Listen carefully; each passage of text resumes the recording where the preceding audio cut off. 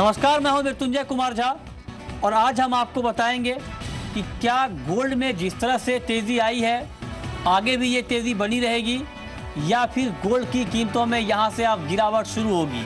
अगर आप निवेशक हैं तो आपको गोल्ड में फिलहाल क्या करना चाहिए, और अगर आप कंज्यूमर हैं, अगर आप गोल्ड खरीदना चाहते हैं तो क्या आपके लिए ये सही वक्त है गोल्ड खरीदने का, ये हम आपको बताएंगे बुलेटिन में आगे। लेकिन शुरुआत करते हैं बम्पर कॉल से, जहां पर आपको सबसे ज्यादा मुनाफा आज के कारोबार में मिलने वाला है।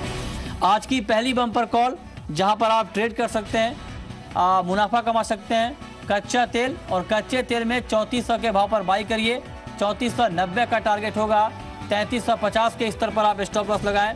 दूसरी महत्वपूर्ण कॉल जहां पर आप कमाई कर सकते हैं, मुनाफा कमा सकते हैं इंट्राडे में, ये हम आपको बता रहे हैं कपास, और कपास में एसएमसी कॉर्पोरेट का व्यू है कि आप 1005 पर बेचें।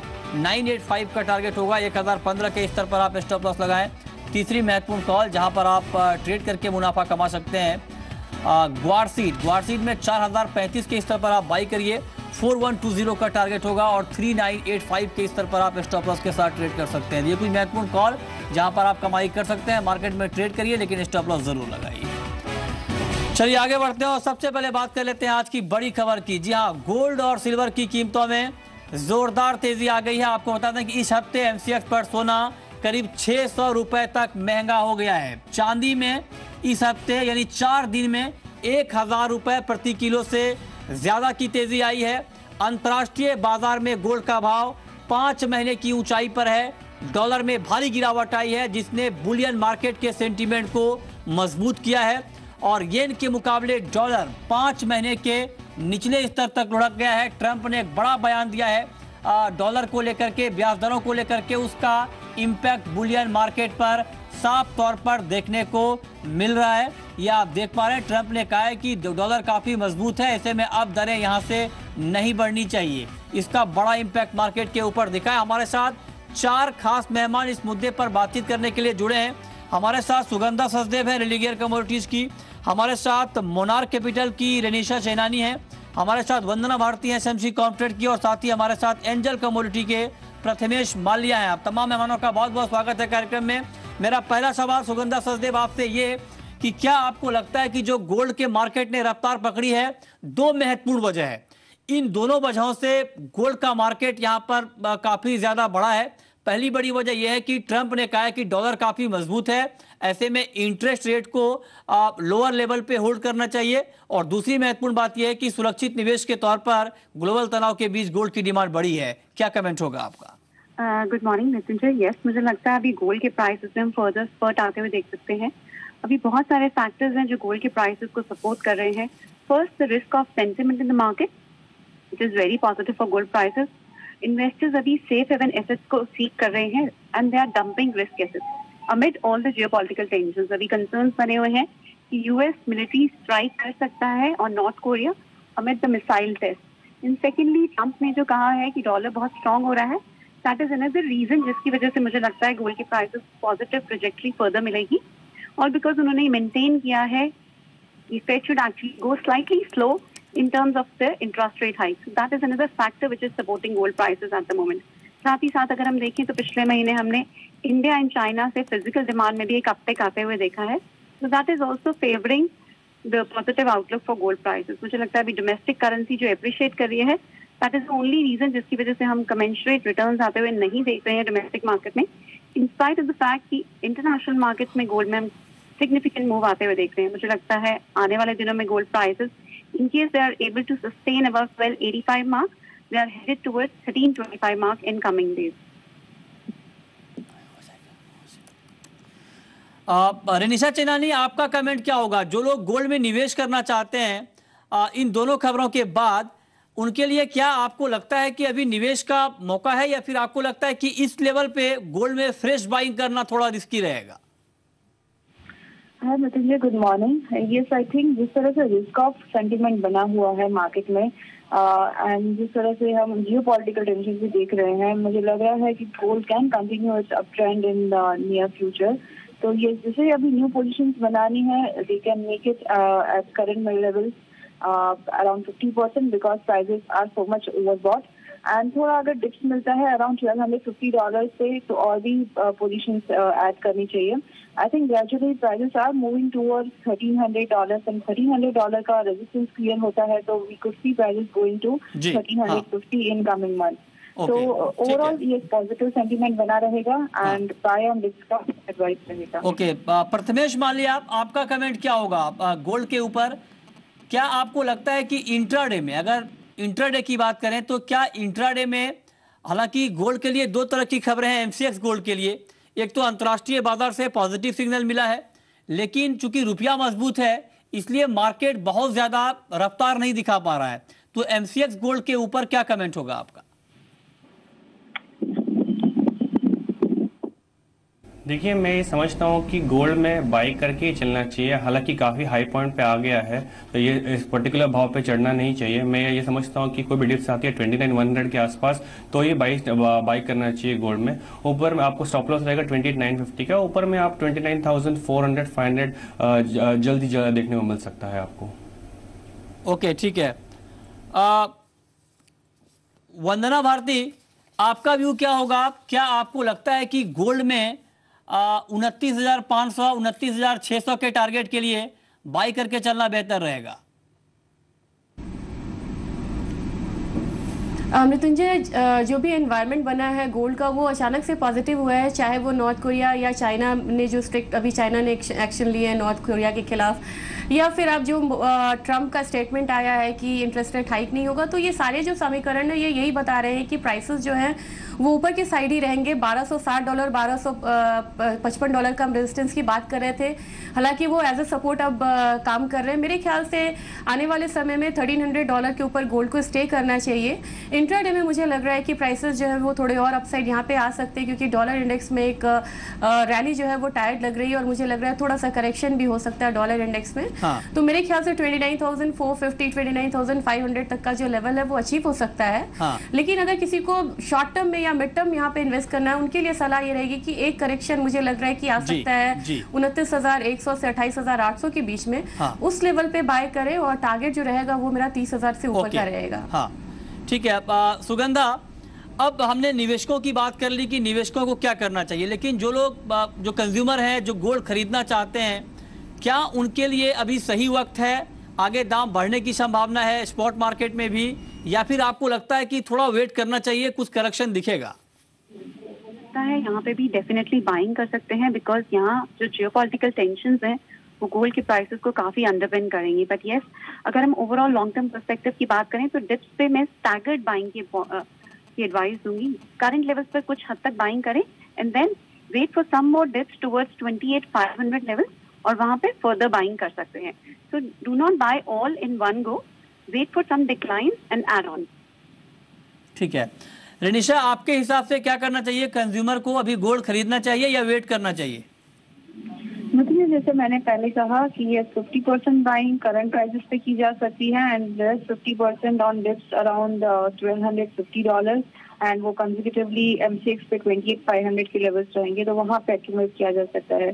तो ओवरऑल ये जैसे सुगंधा ने कहा कि we all agree at the same point that current prices are also good to enter because rally जिस तरह से अभी स्टार्ट होगी it will not lose steam and अगर 1,300 लेवल का रेजिस्टेंस क्लियर होता है तो definitely we can see prices going heading towards 1,350.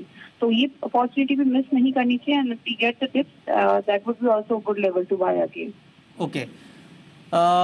Prathamesh Malya, long term trader को, लॉन्ग टर्म इन्वेस्टर को गोल्ड में अभी किस तरह की रणनीति बनानी चाहिए? जो अंतर्राष्ट्रीय स्तर पर डेवलपमेंट हो रहा है, चाहे वो जियोपॉलिटिकल टेंशन हो, चाहे वो ट्रम्प का बयान हो, इन सबको देखते हुए लॉन्ग टर्म व्यू क्या रखना चाहिए गोल्ड के ऊपर?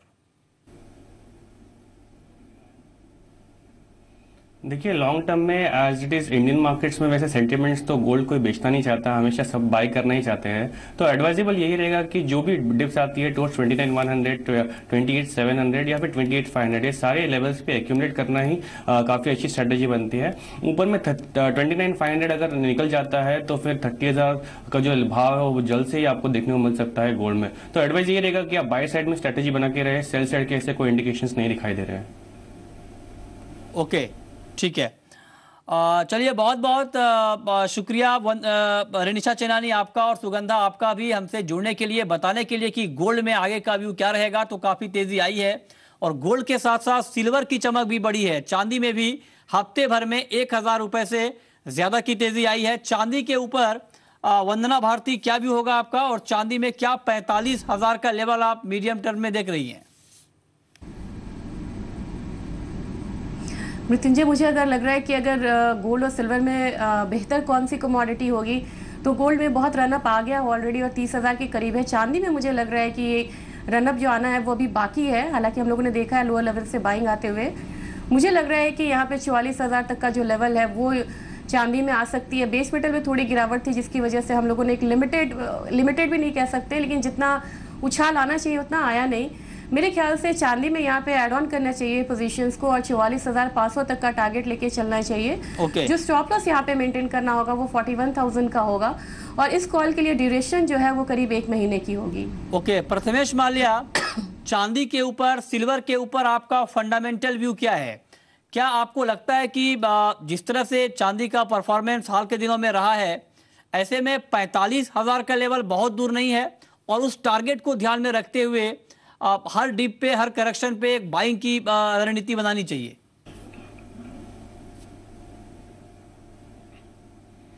देखिए, गोल्ड और सिल्वर में अगर कंपैरिजन में देखो, सिल्वर वैसे काफी स्पेकुलेटिव कमोडिटी है in comparison to gold.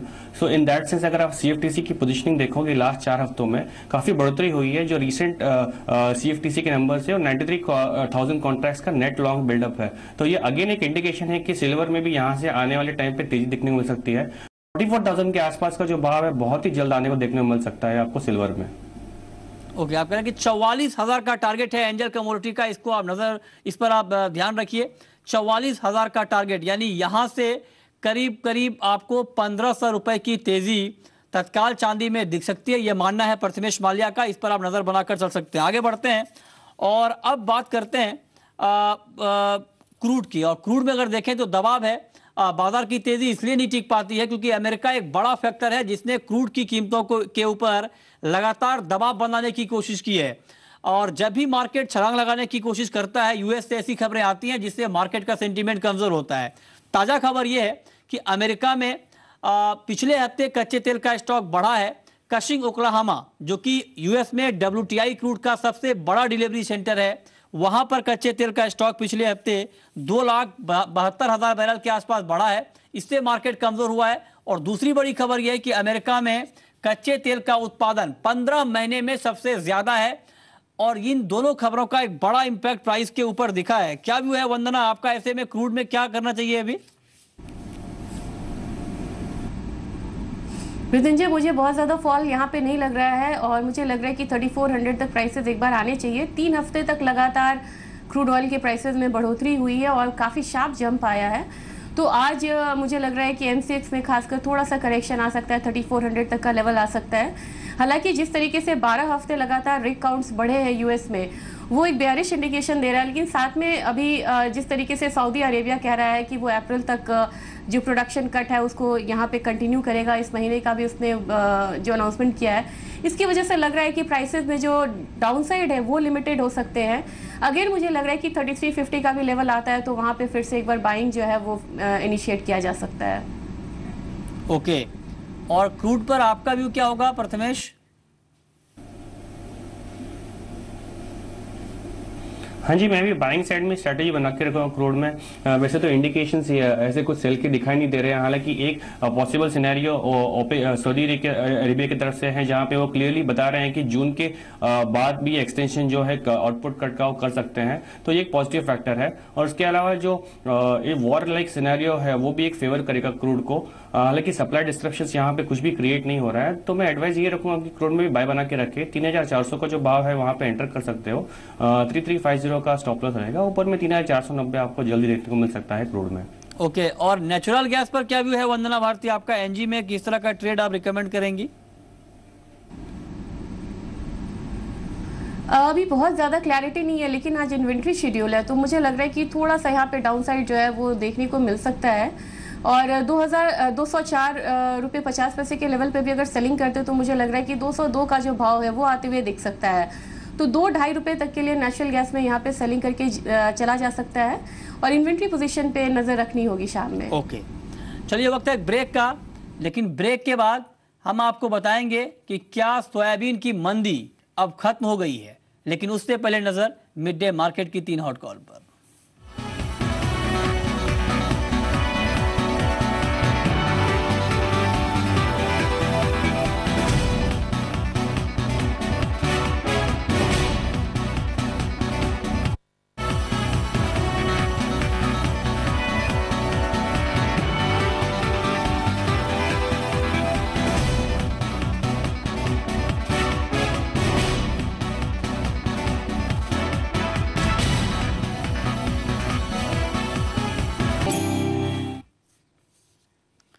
Break के बाद भी आपका स्वागत है और आगे बढ़ते हैं, बात करते हैं करेंसी मार्केट की, क्योंकि रुपया मजबूत हुआ है और डॉलर में जो गिरावट आई है ट्रंप के बयान के बाद, उसका फायदा रुपए को भी मिला है, रुपया मजबूत हुआ है। प्रथमेश माल्या, क्या लगता है आपको, रुपए में जिस तरह से तेजी आई है, करीब 0.5% रुपया अभी मजबूत है, 64.31 का स्तर दिख रहा है, क्या 64 के नीचे आप शॉर्ट टर्म में रुपए को देख रहे हैं?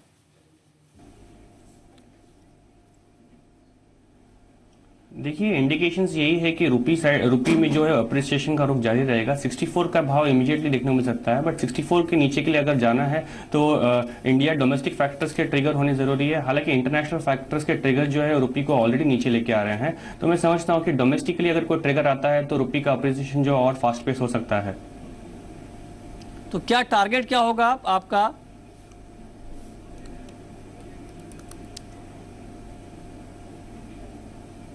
प्रथमेश,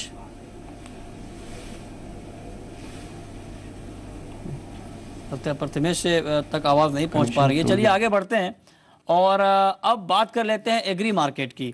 एग्री मार्केट की बात करें तो ग्वार की कीमतों में थोड़ी बहुत मजबूती का रुझान यहाँ पर दिखा है और फिलहाल अगर देखें तो ग्वार में थोड़ी सी तेजी है, 40 रुपए के आसपास ग्वारगम में मजबूती यहाँ पर दिख रही है। वंदना भारती, क्या भी होगा आपका ग्वारसीड और ग्वारगम पर? मृत्युंजय, यूएस में अकाउंट्स बढ़ते हैं तो खुशी राजस्थान में होती है, तो मुझे लग रहा है कि जिस तरीके से शेल प्रोडक्शन भी बढ़ रहा है और जिस तरीके से एक्सपोर्ट डिमांड थोड़े से बढ़े हैं, तो ग्वार की कीमत थोड़ी ऊपर की साइड ही रहेगी। और मुझे लग रहा है कि अगर मे कॉन्ट्रैक्ट की मैं बात करूं तो 4120 से 4150 तक का जो प्राइसेस है वो देखने को मिल सकता है। हालांकि इस लेवल पे थोड़ा सा जो रैली है उसमें पॉज आएगी, क्योंकि बहुत सारे जो किसान हैं वो अभी स्टॉक को लिए बैठे हैं, वो रिलीज़ नहीं कर रहे हैं। तो जब मार्केट में स्टॉक रिलीज़ होएगा तो कहीं ना कहीं प्रेशर देखने को मिलेगा। तो मेरे ख्याल से करेंट मार्केट प्राइस पे भी बाई करनी चाहिए और 4120 4150 तक का जो टारगेट है उसको लेके चलना चाहिए। ओके, ठीक है, इस पर आप नजर बनाकर चल सकते हैं। कपास के ऊपर क्या भी होगा आपका? कपास अप्रैल वायदा में क्या आपको लगता है वंदना कि अभी बेच कर चलना बेहतर रहेगा? बिकवाली की सलाह आपकी होगी कपास में? मुझे लग रहा है यहाँ पे कि कपास में अगर टेक्निकल सेलिंग में मुझे लग रहा है कि अगर 1005 में भी अगर पोजीशन को क्रिएट किया जाए तो एक बार 985 से 980 तक का जो लेवल है वो देखने के लिए यहाँ पे मिलेगा। इंटरनेशनल मार्केट में भी कोई बहुत फर्म ट्रेंड नहीं है। हालांकि ये जो कॉल है ये 1 से 2 ट्रेडिंग सेशन के लिहाज से मैं दे रही हूँ, क्योंकि अगर ओवरऑल सीजनल ट्रेंड देखा जाए तो कपास के लिए ये महीना जो गर्मी का सीजन होता है वो अच्छा होता है, क्योंकि यहाँ पे सीजनल डिमांड निकल के आते हैं टेक्सटाइल मिलों से। तो मेरे ख्याल से 985 तक के लिए सेलिंग करनी चाहिए और 1 से 2 ट्रेडिंग सेशन में मुझे लग रहा है कि होल्ड करेंगे तो ये पोजीशन आ जाएगी टारगेट। ओके, ठीक है, तो इस पर आप नज़र बनाकर चल सकते हैं। चलिए आगे बढ़ते हैं और आप बात करते हैं सोयाबीन की। और सोयाबीन में लगातार तेज़ी यहाँ पर बनी हुई है पिछले 1-2 दिनों से और आज इंट्राडे में 3000 के स्तर को भी सोयाबीन ने टच किया है। फिलहाल 2987 का लेवल दिख रहा है, 26 रुपये ऊपर है बाजार। वंदना भारती, सोयाबीन हालांकि काफ़ी गिर चुका है, 2800 के आसपास का भी लो बना चुका है। अब क्या ये माना जाए कि जो अभी रिकवरी आ रही है सोयाबीन में, अब मार्केट की मंदी खत्म हो गई है, ऐसा आपको लगता है या फिर आपको लगता है कि एक शॉर्ट कवरिंग है? मृत्युंजय, मुझे लग रहा है यहाँ पे कि शॉर्ट कवरिंग हो सकती है, क्योंकि ये कमोडिटी ऐसी है कि अगर आप सीपीओ की बात करें तो मलेशिया में भी वहाँ पे प्रोडक्शन ज़्यादा है, सोयाबीन में भी प्रोडक्शन रिकॉर्ड प्रोडक्शन की बात है और मस्टर्ड सीड के राइवल्स भी हैं। तो मेरे ख्याल से ये एक कंफर्ट जोन है इनका, 2800 से लेके 3150 तक का एक जोन है जिसमें कि ये 2800 से लोअर लेवल बाइंग होती है, 3100 तक का जो लेवल है वहां तक जाने की कोशिश करती है कमोडिटी, और फिर वहां से फॉल आता है, फिर हम देखते हैं दोबारा 2800 का लेवल आते हुए।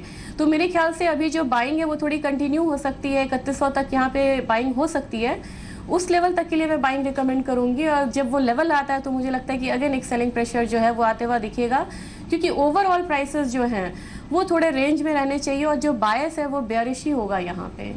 ओके, तो 2980 पर बाइंग की सलाह है, 3040 का टारगेट होगा, और 2960 के स्तर पर आप सोयाबीन में स्टॉप लॉस के साथ यहाँ पर ट्रेड करके चल सकते हैं। लेकिन स्टॉप लॉस मार्केट में ज़रूर लगाइए, क्योंकि ये आपको जोखिम से बचाता है। मस्टर्ड के ऊपर क्या व्यू है आपका वंदना? मस्टर्ड में क्या करना चाहिए? मुझे मस्टर्ड में लग रहा है कि यहाँ पे फॉल लिमिटेड है, क्योंकि सोयाबीन में भी यहाँ पे हम देख रहे हैं अपसाइड आते हुए। तो मुझे लग रहा है कि अगर मस्टर्ड की बात की जाए तो 100 से 150 रुपये तक की जो बढ़त है वो आ सकती है, मतलब आने वाले हफ्ते में। तो मस्टर्ड में भी मैं बाइंग साइड में ही रहना प्रेफर करूंगी। ओके, तो इस पर अभी मस्टर्ड को देखें अगर, तो आज 29 रुपये ऊपर है, 3865 का लेवल देखने को मिल रहा है अप्रैल कॉन्ट्रैक्ट में, और करीब 0.25% की मजबूती है। लेकिन ओवरऑल एडेबल ऑयल कॉम्प्लेक्स में ग्राउंड रिपोर्ट क्या है, मंडियों में सोयाबीन की, मस्टर्ड की सप्लाई की स्थिति क्या है, इस पर बातचीत करने के लिए हमारे साथ इंदौर से हेमंत जैन जुड़े हैं। हेमंत, स्वागत है आपका कार्यक्रम में। सोयाबीन में लगातार मंदी के बाद, लगातार गिरावट के बाद अब तेजी शुरू हो गई है। मंडियों का क्या सिचुएशन है? क्या डिमांड के मुकाबले अराइवल में कुछ कमी आई है, या फिर मंडियों में डिमांड बढ़ गई है? सर नमस्कार सर, डेफिनेटली क्या हुआ है कि मंडियों में अराइवल बहुत ज्यादा कमजोर हो गई है। उसके अगेंस्ट में हमारे यहाँ लोकल कंजम्पशन की डिमांड मार्केट में थोड़ी इंक्रीज हुई है, और क्रशिंग स्पेस के लिए जो सोयाबीन सीड की रिक्वायरमेंट है वो इनिशियल स्टेज पे किसी को भी नहीं मिल पा रहा है। मंडियों में लास्ट 1 मंथ से बिल्कुल अराइवल कमजोर होने से क्या हुआ है कि जितने भी स्टॉकिस्ट प्लांट वालों के पास जो स्टॉक्स था उसको उन्होंने अपना ओन कंजम्प्स कर लिया, तो अब स्टॉक के रूप में भी उनका स्टॉक लेवल भी कमजोर हो गया। तो इसके लिए मार्केट में ये सोयाबीन सीड के अंदर मालूम है डिमांड कंटिन्यू बनी हुई है सर। ओके, चलिए, बहुत बहुत शुक्रिया आपका हेमंत जैन इस पूरे अपडेट के लिए। और अब वक्त है रैपिड फायर राउंड का।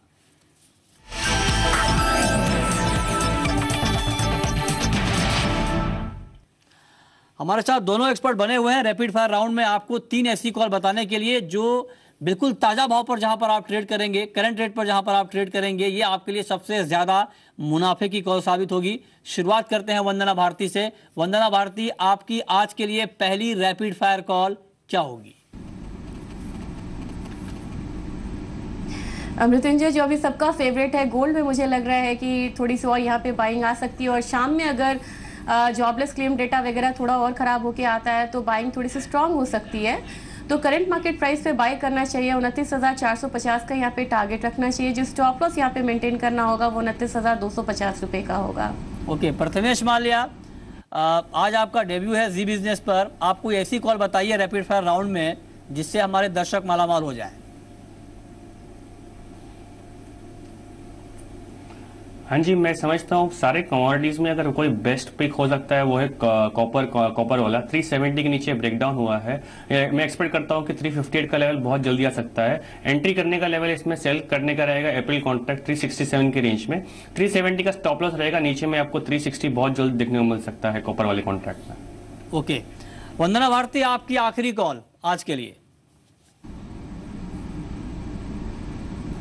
मृत्युंजय, मुझे लग रहा है कि शाम में डेटा थोड़ा नेगेटिव आ सकता है, तो उसका इम्पैक्ट रूट पे आएगा। तो थोड़े से ऊपर के लेवल पे 3450 के लेवल पे मैं यहाँ पे सेलिंग सजेस्ट करूंगी। मुझे लग रहा है कि 3400 का टारगेट रखना चाहिए। जो स्टॉप लॉस यहाँ पे होगा वो 3470 का होना चाहिए।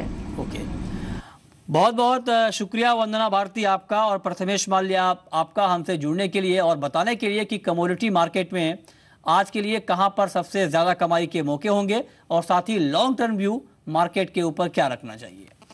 तो फिलहाल इस बुलेटिन में इतना ही, वक्त है ब्रेक का। लेकिन ब्रेक के बाद जानिए कि शेयर बाजार में आपके लिए कमाई के सबसे बेहतर मौके कहां पर होने वाले हैं, मनीष के साथ।